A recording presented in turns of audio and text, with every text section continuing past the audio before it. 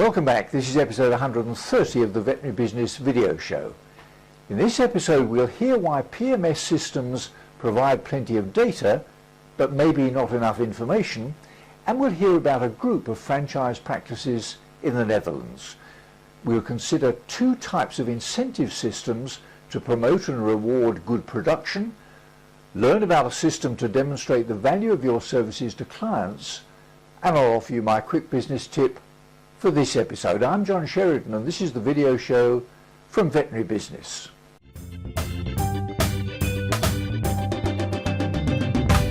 When I first switched my career from clinician to management consultant, there were very few computers in practice and most clinical, financial and other records were paper-based, using record card and other bookkeeping systems which at the time seemed to be efficient, effective and generated much of the data required for management purposes.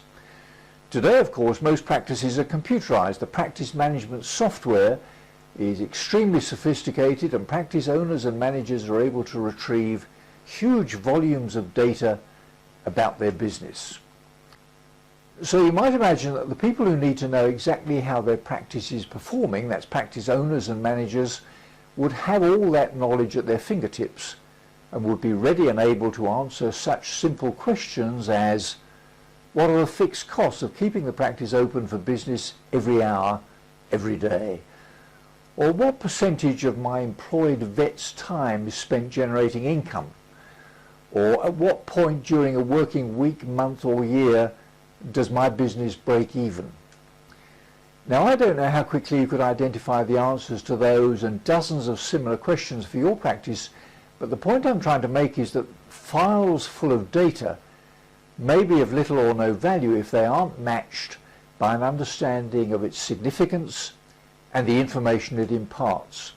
Here's an interesting clip in which David Griffiths challenges the assumption made by many IT firms that their systems provide all the business information necessary for management, and explains the difference between data, information and knowledge.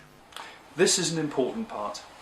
You're going to see models out there, if you do any type of search on the internet, that suggest that there's a flow that goes data, information, knowledge, and sometimes they'll talk about wisdom. The problem is that a lot of IT companies will use that flow to suggest that actually IT serves as a knowledge management solution. The question is, does it? First thing we've got to do is break down what we're talking about when we're talking about data, information and knowledge, and that's going to be our starting point at the moment. You're going to see that in this diagram.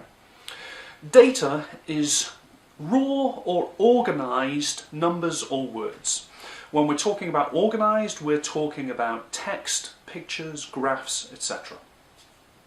Information is that raw or organised numbers or words interpreted